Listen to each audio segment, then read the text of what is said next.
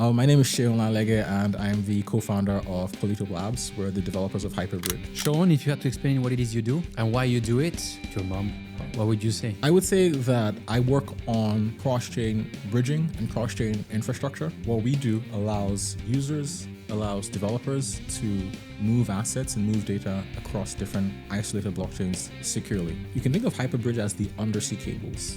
It's going to be completely invisible infrastructure. You're still going to use all the chains you know and love, but the underlying connectivity behind them is going to be HyperBridge. I didn't grow up in a well-to-do family where I would say lower class. I just realized that there's no help coming. Actually, we're going to have to change our situation ourselves. So you go from a normal kid to then realizing, man, no one is coming to save me. Then you self-teach, self-taught developer, end up working with Gavin, co-founder of Ethereum, founder of Polkadot at Parity Technology.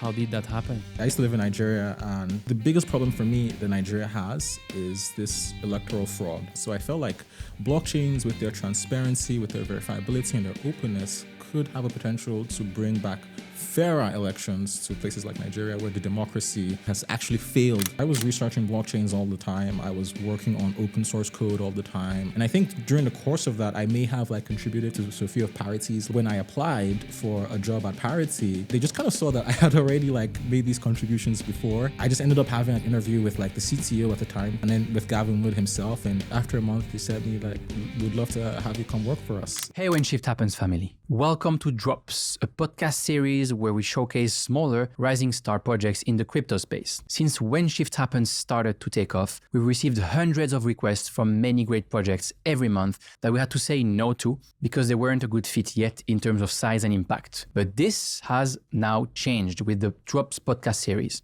We're building When Shift Happens, the most credible platform in crypto. And there is no reason why smaller projects with big potential shouldn't have a chance to be heard. Drops is not a research service nor an endorsement, but a way to give a voice to the potential big crypto founders of tomorrow. I mean, probably American ones, they might like people who speak French, but if you speak Spanish, or probably it's a good one to learn. Spanish, I think so too, yeah. German, definitely not. I don't think women are very attracted by the German, such German accent. No, I think the accent can be sexy, but the language itself maybe is a little aggressive. How is your German? I don't speak any German. Nothing, no. At all. I couldn't really. Despite spending some time in Berlin. Yeah, no, I just really, for me, languages are a big problem because I have to change also the way I think as well. And that's also very hard for me. It's almost impossible. So you have the math brain, you don't have the language brain, right? I have the math brain, unfortunately. Well, it's better than having known, like me. I mean, I wouldn't say that. Better than having known.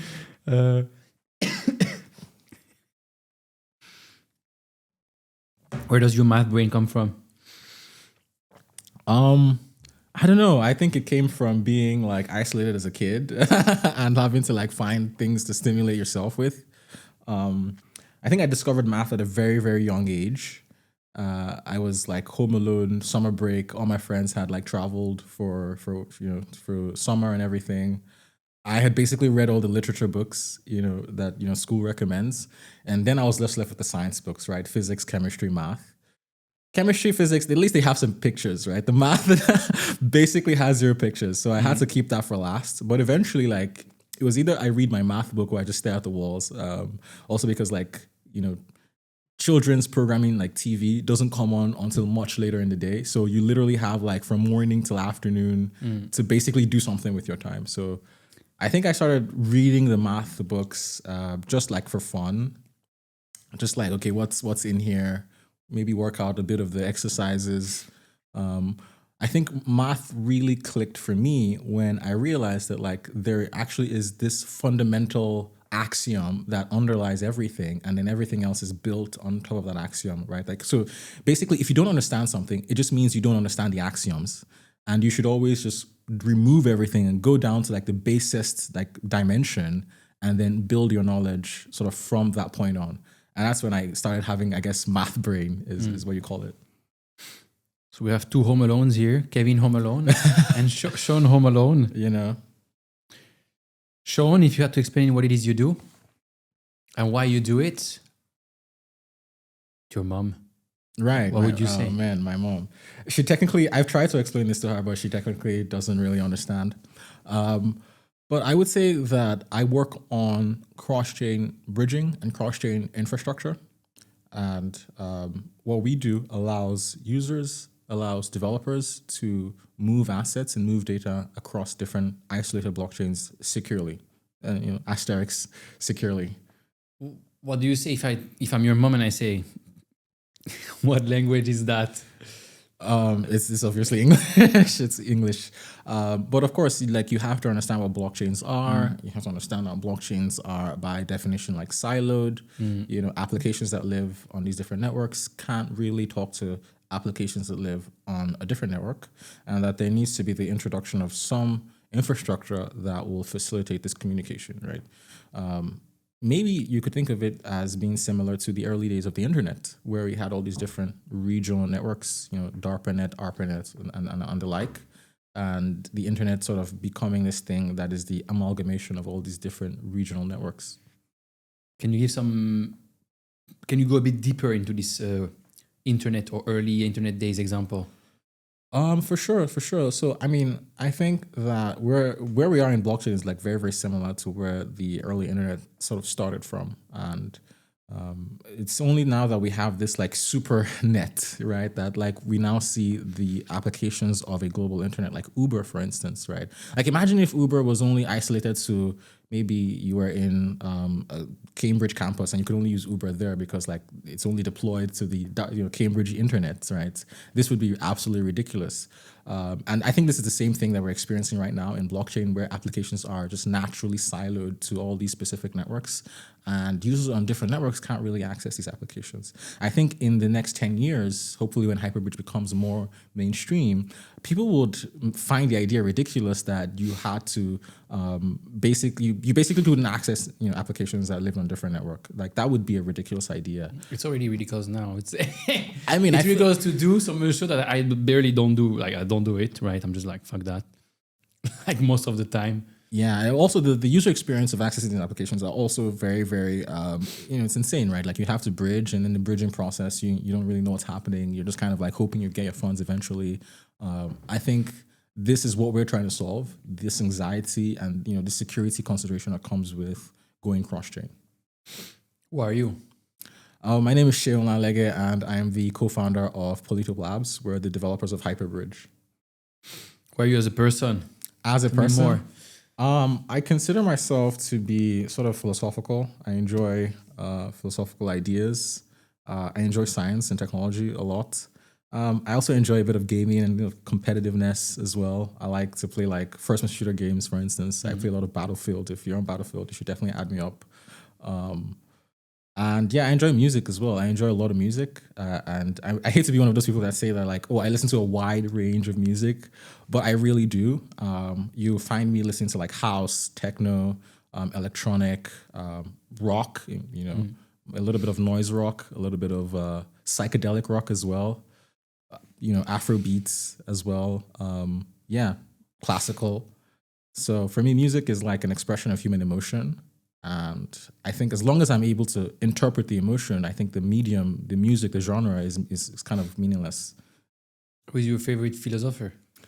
That's a very good question. I don't actually have a favorite philosopher. I do have people I enjoy reading. Carl Jung, he discusses a lot about human psychology. For me, I think that's been, as a person who's now leading a team, that's actually been very relevant to kind of my day-to-day work. But for example, just give me like examples of like what you learned through Carl Jung's work and philosophy that you're using today to lead a team. I mean, I'll be revealing my secrets to my team. But Carl Jung basically discusses sort of the notion of the shadow, right? The unconscious mind, and how like people who are not aware of the unconscious mind are unfortunately then controlled by it. And it manifests in the way that they act. It manifests in things that they may not even be aware of. Like they can be conscious, but their unconscious mind is controlling them, and they're not even aware of this. And especially when you're working with a team, you actually are also managing their unconscious mind. Unfortunately, you have to be aware of what they're thinking subconsciously. Do they enjoy working here? Do they like their job? Do they see the vision? Do they see themselves working here for a long time, potentially? So it also requires you to be super hyper aware of every little thing they do and sort of constructing this framework that ensures that like what their actions are consistent with what you want them to do. And if you start to notice anything that is like maybe off, you should always confront them and always like make sure that they feel free to speak to you. There should not be a shadow is one of what I would say if you're running a team is that you shouldn't let your employees have a shadow in the sense that they shouldn't have this sort of repressed emotions about the workplace and about the work and about like the project. They should always feel comfortable discussing everything and anything with you. Tell me something about yourself, for me and for the audience, about your life that will help me and us, people listening here, trust you more. Interesting. Yeah, that's a very, very heavy that's a very heavy question. But honestly, I would say that I try not to operate in a way that requires people to trust me. And this is kind of why I like blockchains a lot, is that you don't have to trust a blockchain, right? Blockchains operate transparently. You know, all the work that they do it in the open. And if you download, a copy of the blockchain and you run a node, whatever, you can basically verify what the blockchain does by itself. And so I think that like, being transparent, being open, always telling the truth. These are things that I think make for a better society in general, right? Like it would be great if we all spoke the truth. It would be great if we all like met people at where we were and not having to like, resort to deception and resort to all these issues. This is why basically blockchains were created, is because people do these things and we need to introduce blockchains to basically bring back truth and bring back like verifiability. And so, like I said, this is why I love blockchains, is because I would love for the world to be more like this. There's a pattern across many of the people I talk to on this podcast. There's something that happened in their childhood or in their life that gave them a chip on the shoulder and that explained their fire in the belly today. What happened in your life that can help me understand this hunger for success? We were talking about hundreds of millions before. Where does that come from? No, for sure. I'm going to be very, very honest and very open with you. I didn't grow up in a well-to-do family. We actually were, I would say, lower class growing up. We used to live in like a one-bedroom apartment. So that would be myself, my two sisters, and my younger brother, he's the youngest, and my parents, all in a one-bedroom apartment. And for a long time, we were religious, right? For a long time, I thought maybe we were just waiting for like, God or something to do something and make our situation change. You thought so? Or it's something that was... It was something that was indoctrinated. Yeah, it was something that was indoctrinated into us in the household, that we were just waiting for God to change our situation and whatever. And after like waiting, kids were very impatient. After waiting for quite a long time, I just realized that there's no help coming. Actually, we're going to have to change our situation ourselves. And I don't remember specifically when that switch happened for me, but I do remember that after that point, I just took my life into my own hands. And like, I take responsibility for my failures and I also take responsibility for my successes, right? Like people always say, oh no, you shouldn't say that like you did it on your own. You should say, thank God or whatever. I completely disagree. Who are the people who say that to you? I mean, obviously religious people. But like, I think that like a lot of people, it's easy to not take responsibility for your life because it's very hard. I mean, like it's your life. And it's much harder to say, okay, I'm going to be the master of my own fate. And this is also another philosopher that I really like, who discusses existentialism, is the idea that actually we are the ones that make choices. There is no determinism in the universe. A lot of people believe in determinism. They believe that like their life has been written ahead of time and they're just kind of playing a part. Whereas I'm on the opinion that like we make choices and we can choose sort of the timeline in which we want to live. And I feel like I've done a good choice of choosing the timeline. I mean, I'm on a podcast with Kevin and you've done interviews with like a lot of the biggest founders in the space. So I would say that like I'm doing a good job at like choosing the timeline that I want to live in. And it works if you really take responsibility for it. How much do you believe in, how do you make this happen? You think about it like really hard. Do you write down things, goals, and then they happen when you sleep over them? And I mean, obviously sleeping and hoping is not enough, but yeah, of course, you need to have this direction, right? Like how do you Just think about someone in Nigeria who might be like very religious but wants something to happen. What should they do? What kind of habits should they start and follow to go from God is going to do something for me to, oh man, I really changed my entire life and situation? I think first off, you need to divorce the idea that there is some divine like power or anything that is there to save you. You need to relish in the like despair that there is nothing that is going to help you. Like, So you don't believe in God at all? You don't believe in anything? I'm an agnostic. So I am of the belief that there is no proof. There's no empirical proof of the existence of a supernatural entity that, you know, claims to have created the world or whatever. This is the math brain. This is the math brain talking, of course. But I think this is what has worked for me. This despair. You do need to like accept that despair and work with it, actually. Especially as a man. Especially as a man. Especially as a man, absolutely. Yeah. Like, there's no one who's gonna fucking save you. Like, sorry. So you do need to accept it and work with it, and, you know, listen to your demons. You know, listen to the shadow, and, you know, this is going back to Carl Jung once more, and like figure out how to silence it. You can't run away from it forever, right? And so what do? I basically realize that like in the human mind or in the human body, I guess, there's like two forces. There's the flesh and there's the mind. And I'm not trying to sound religious, but like the flesh wants immediate gratification. The mind can do more long-term planning. The mind can actually sort of live with a bit of discomfort before needing some gratification. And so you need to figure out a way to put the mind in control. Whether that's through exercise, whether that's through like, you know, going to the gym, playing sports. So these are all the things that I do personally to sort of bring the body under the control of the mind.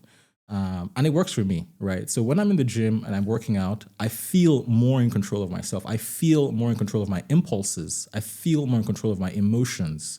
I'm able to sort of bring these things under rein so that we can now plan, right? It's like, I made this joke before about playing tennis, that like tennis is kind of like meditation because you always have to return to baseline, you know?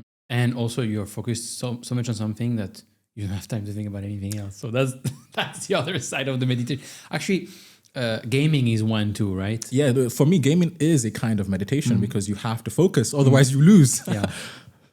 Yeah, absolutely. So you go from a normal kid to then realizing, man, no one is coming to save me.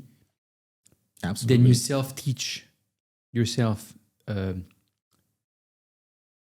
self-taught developer. Yes, I am. And then you end up working with Gavin Wood, the co-founder of Ethereum, founder of Polkadot at Parity Technology. How did that happen?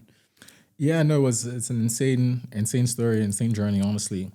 I remember I was sort of nerd sniped by blockchains early 2017. And, you know, like I said, I used to live in Nigeria, and a lot of the biggest problem for me that Nigeria has is this electoral fraud, right? The people that actually win like popular vote, that, you know, the more, I would say, qualified candidates don't usually win the elections. It's usually the, you know, undesired ones that win the elections. So I felt like blockchains, with their transparency, with their verifiability and their openness, could have a potential to bring back fairer elections to places like Nigeria, where the democracy, you know, so-called democracy, has actually failed the population, has failed the masses. And so this is why I started working on blockchains, is that like I saw like immediate solutions that blockchains could provide to like places like Nigeria. And so I was researching blockchains all the time. I was working on open source code all the time. I was like, you know, writing my own blogs and articles and sort of trying to contribute to the space as a whole, right? Because like that's what blockchain was at the time. It was this open research area where anyone could bring and present their ideas. And I think during the course of that, I may have like contributed to a few of Parity's like open source repos or something. And then when I applied for a job at Parity, they just kind of saw that I had already like made these contributions before. And so I just ended up having like a interview with like the CTO at the time, who was also former CTO at Ethereum Foundation, and then with Gavin Wood himself. And yeah, they just, after a month, they said me like, would love to have you come work for us. And so it was kind of serendipitous in a way. But yeah, it was definitely a turning point for my life as well. So you self-taught yourself blockchain dev in 2017. Yeah. And I think most people would not even touch crypto engineering today without kind of proper training. What made you believe you could do it 8 years ago? Right. So I'm a bit of a megalomaniac. And this is something I've also kind of realized about myself is that so megalomaniacs basically believe that they're omnipotent. They believe they can do anything. And I think you need to be a little bit of this to be a founder, because you do have to do everything as a founder. You have to write the code, you have to do the marketing, you have to talk to investors. You're doing everything. You're basically the person at the center of it all. So I've always felt that I could do anything, especially, like I said, realizing that my life was in my hands. It's not that I could do everything, it's that I have to do everything. And so you have to believe that you can do everything. And so back then I was like, yeah, I could definitely learn cryptography, even though I've never touched cryptography in my entire life. I could definitely learn distributed systems. I could definitely learn about virtual machines and how they work. And, what happened was I quit my job and I just spent a year just going down the rabbit hole of all the different things that I needed to learn to be able to contribute to blockchains. So definitely also having a lot of free time and being jobless helps. You worked on both Ethereum and Polkadot? Yes, I did.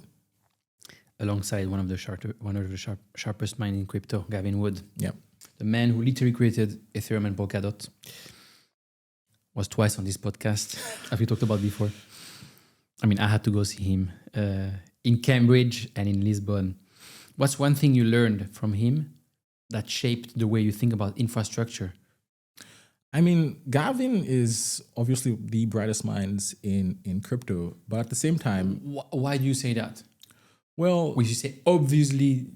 I say obviously because it's a lot of work to have hits back to back, if you understand what I mean. For instance, artists, they make a hit song and then they struggle to follow up, right? Gav that wasn't Gav's problem. He did Ethereum, he did Polkadot, and now he's going to do Jam, right? So he obviously has proven to have that technical soundness of mind to be able to build solid products.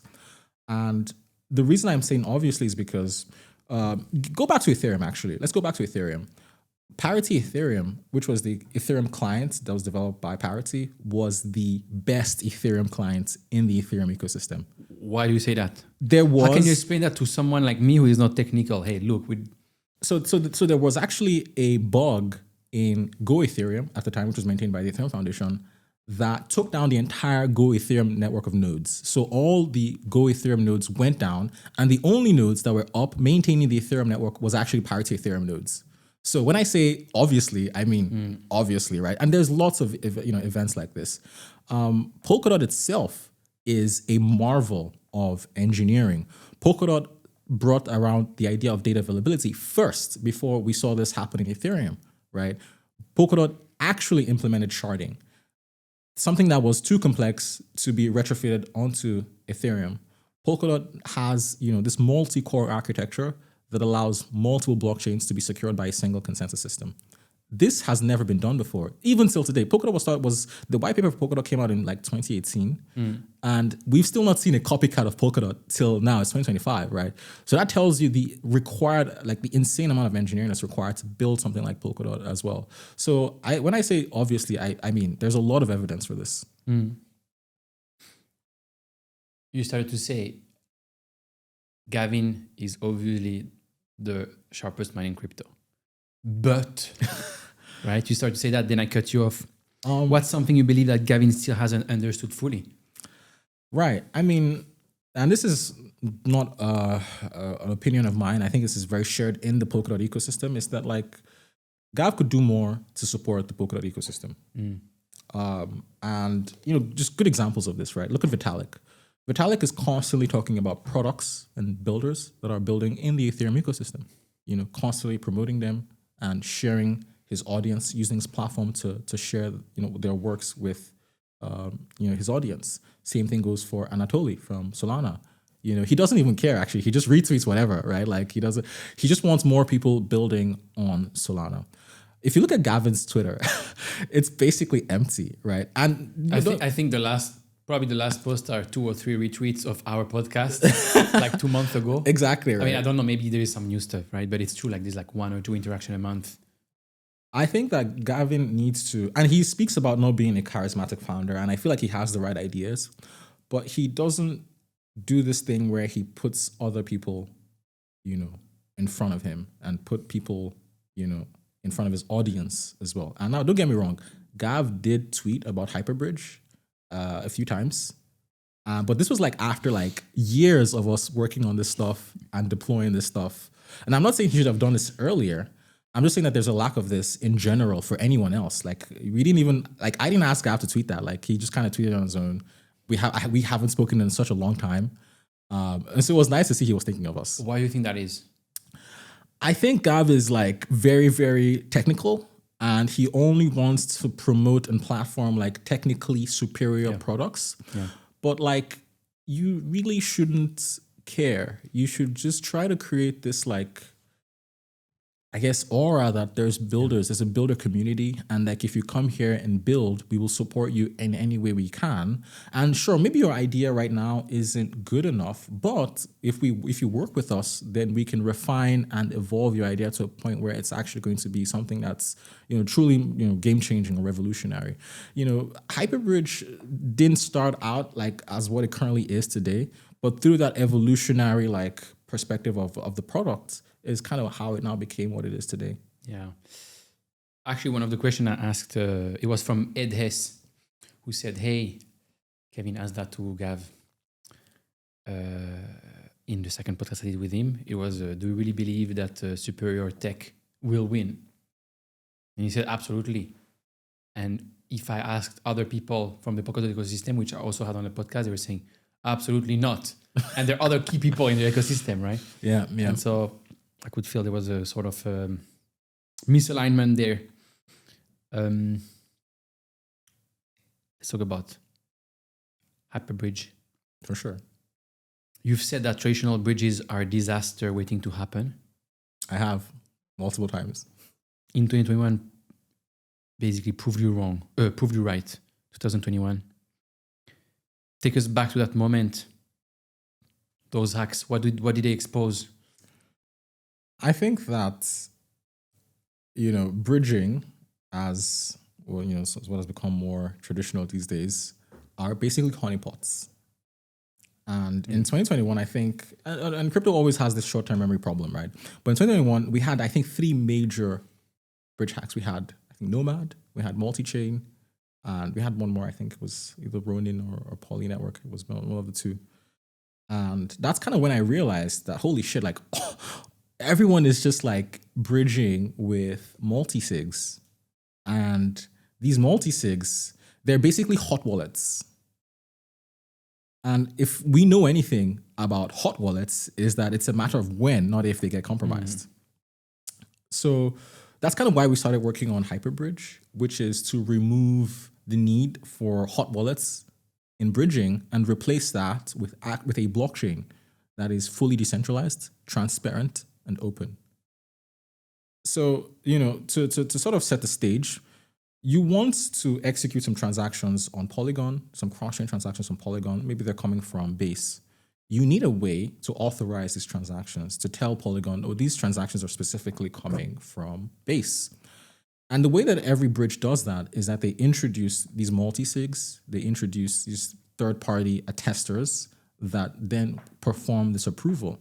But how do they perform this approval?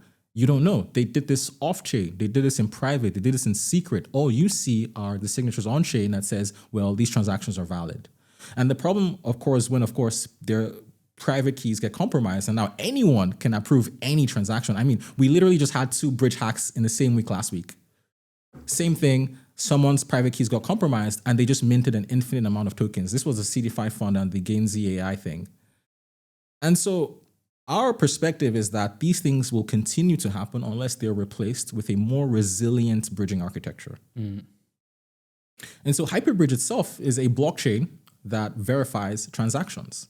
It verifies cross-chain transactions. It verifies finality of transactions, and then is able to settle those transactions on any blockchain. And because it's verifying transactions, it's doing this on-chain. It's doing this in the open. It's doing this transparently. And this is verifiable. This is decentralized. And no one has control over the HyperBridge blockchain. Even governance has very limited control over what the HyperBridge blockchain can and cannot do. What's the breakthrough here? So the breakthrough definitely is the fact that we've now implemented light clients for all these different networks. We have a light client for Ethereum. We have a light client for BSC. We have a light client for Polygon, which is what allows us to verify transaction finality.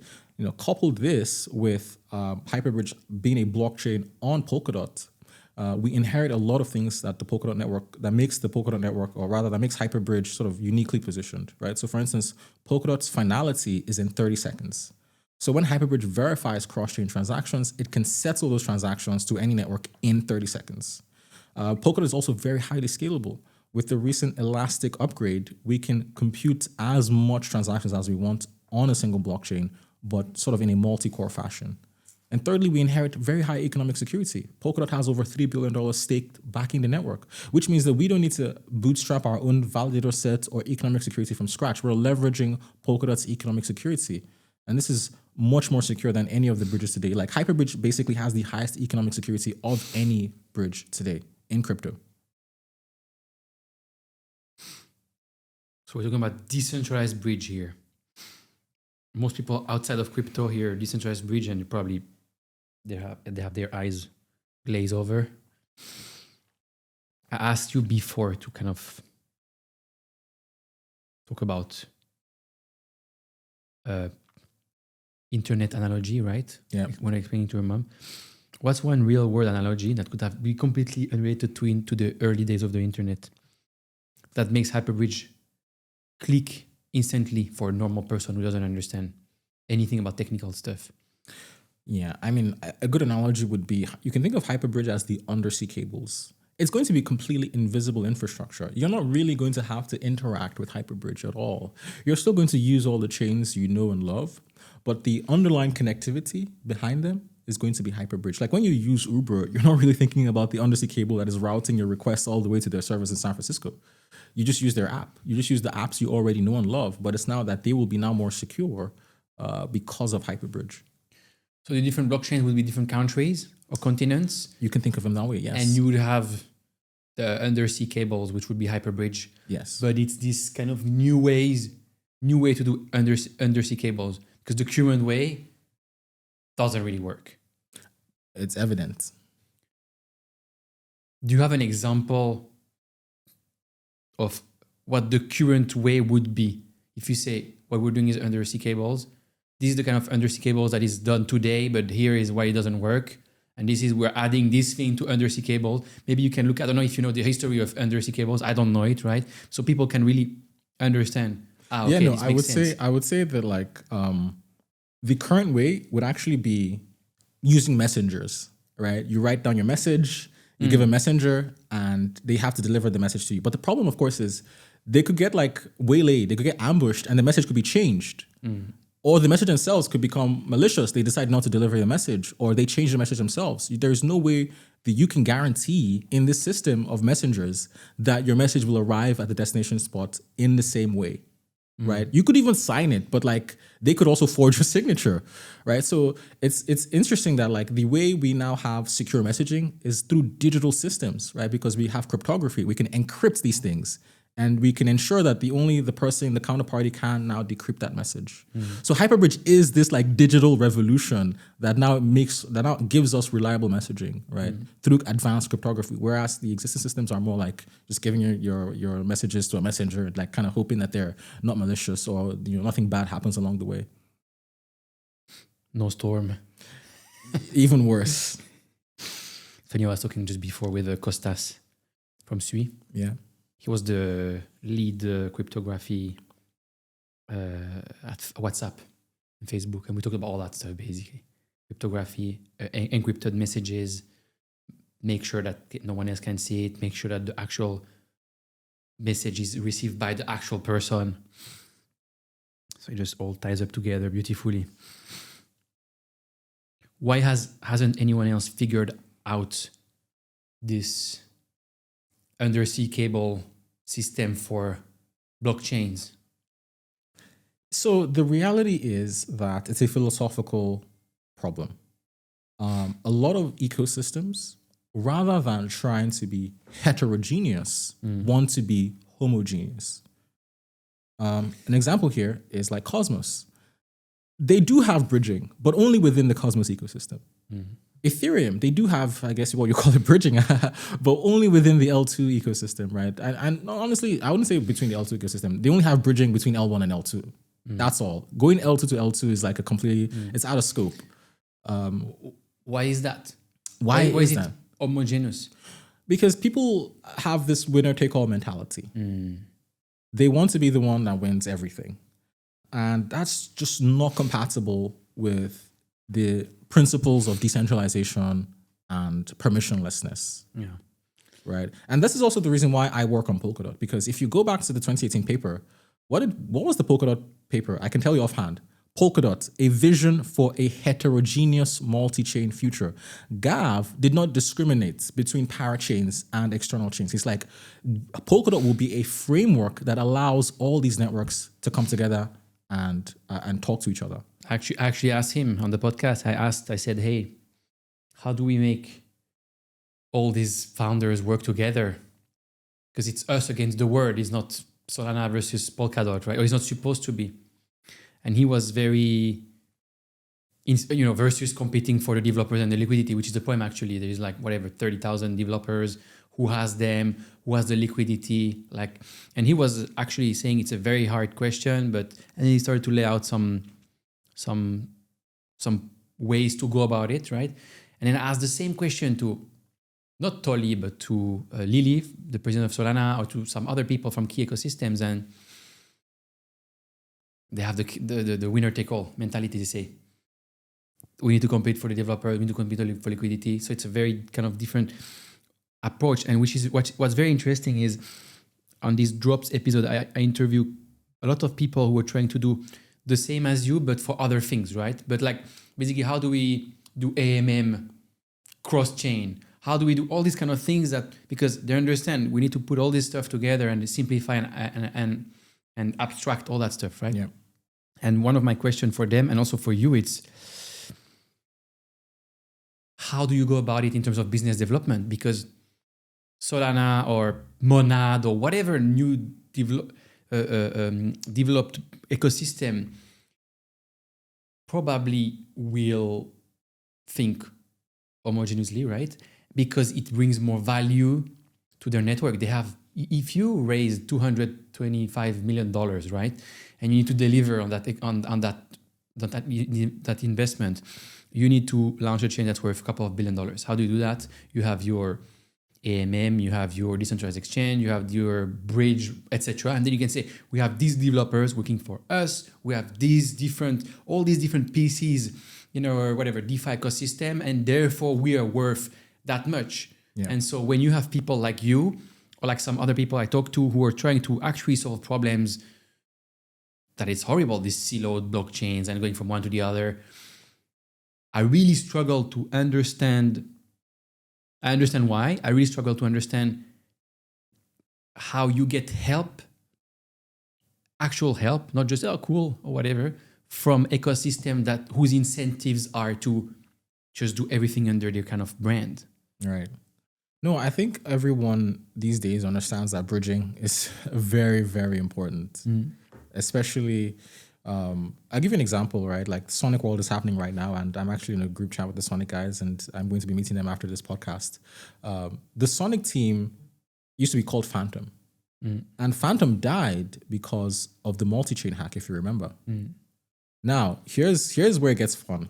The new Sonic blockchain actually is developing a light client that will allow them to have trustless bridges. So I think it's inevitable. I mean, of course, there'll be first-time people who think that trustless bridges don't matter. I think they get burned, of course. But I think there will eventually be that realization that actually the only way to do bridging is if it is completely decentralized, and if it's completely trustless, and it completely removes any kind of middlemen, any kind of multi-sigs, any kind of like third-party attesters. And I'll be very honest with you, we've seen a lot of success in L1 teams. especially L1 teams that aren't, I mean, of course, every L1 wants to be the L1, but realistically, this is just not going to happen. There's always going to be multiple L1s. So you're going to have to find a niche that you're relevant in. You know, Solana has found its niche, and, you know, Sonic is trying to find its niche as well. You know, there's Hyperliquid, which has also found its niche. So I think realistically, L1s are going to need to find their niches, but still stay interoperable with each other. Yeah, we have basically, that's this entire theory of, I mean, it's not a theory, it's App becoming chain. true. Exactly. Yes. You build an app, then you build your own chain that is optimized for that app. And then if you want to coordinate with the rest of the blockchain world, you need bridges, right? So Absolutely. Bridges are still going to remain at the center of crypto. They're still going to be needed forever. And this is also why we picked bridging as well, because we felt like it's something that will continue to be relevant into the future. You've raised $5.6 million, and HyperBridge is seen as the official bridge for key Polkadot projects. How do you convince these teams to bet their security on your product? Right. So, I mean, this is the cool part, is that I don't, unfortunately. Our code is open source, first off. And every single piece of the HyperBridge infrastructure is, you know, it's all out in there in the open. And so these teams are often very, very technical, right? They can actually vet technical products. And it doesn't take a lot of convincing to show them that, oh, this is actually the most secure bridge that you've ever seen on the market. And often the conversation doesn't like take too long. The minute we show them, look, anyone can be a relayer. That part, like anyone can be a relayer, is usually proof that we are using cryptography and not necessarily multi-sigs. Because they often have experience with other bridging providers where these bridging providers tell them, oh, look out, you have to whitelist our specific relayers to be able to relay messages. And that's usually a red flag, because it means that these relayers can execute any kind of message.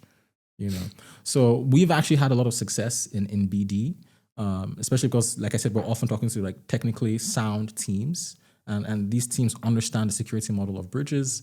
And a lot of people say, yeah, users don't care about decentralization. Of course, they don't. But the teams that are going to build the products that users are going to use are going to care about decentralization.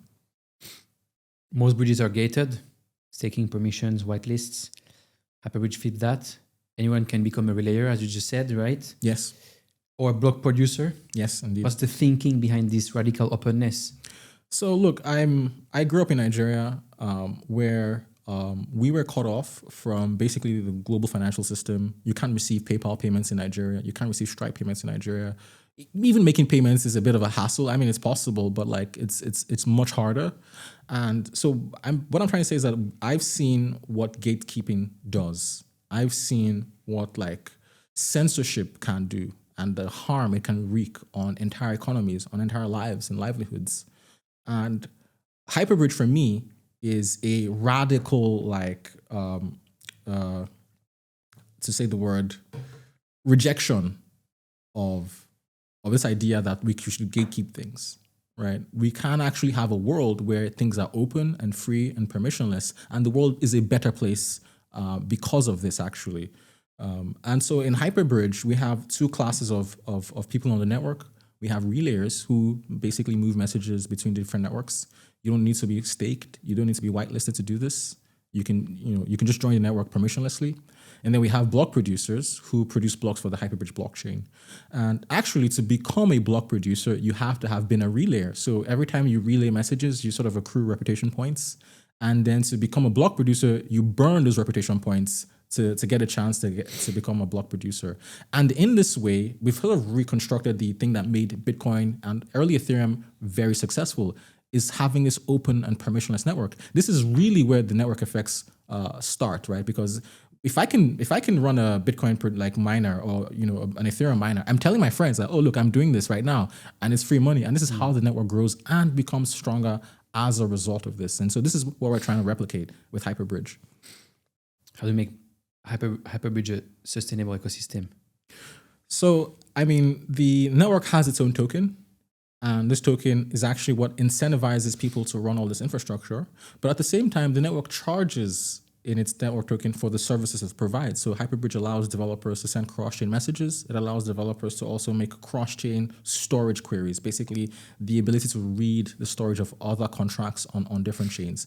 And every time these developers make these requests, they have to pay HyperBridge, well, indirectly in its native token. So HyperBridge is constantly buying back, in a sense, its token from the market, even though it's also incentivizing people to keep the network alive. You're entering the LayerZero and Wormhole territory, the big boys, right? In the cross-chain. Hundreds of millions of dollars in funding. Yeah, the big league in cross-chain infrastructure. What's your pitch to an investor deciding between you and the bigger players? So I've been tweeting this a lot, and I fundamentally believe that HyperBridge is a short position on all these other bridges. You know, I think we're back in 2008. You know, we're just before the housing market collapses, and we've just put a very huge short on the entire market, right? Like, I think that these bridges are not going to last, especially with their questionable security models. And I also think that they have already gone too far to change now. You know, they've already scaled to a lot of networks that are not even verifiable, right? A lot of networks aren't verifiable. And so the only way you can bridge these networks is actually through multi-sigs, and they cannot change their systems anymore. And so it's a matter of when, not if, these systems fail. And when they do, people are going to ask, what then is the most secure bridge on the market? And HyperBridge will be there standing. So HyperBridge is the big short of the cross-chain world. I'm Michael Burry. I want to say you're the Michael Burry of cross-chain world infrastructure. Thank you so much, Sean, for doing this. Thank you for having me, sir. That was awesome. That was great. That was very, very complete, and I think everyone got a better picture of the man himself. And I think we managed to also explain technical things in a not too complicated way. I think so too, yeah. I like the undersea cable analogy. It's very good. And the messenger analogy as well.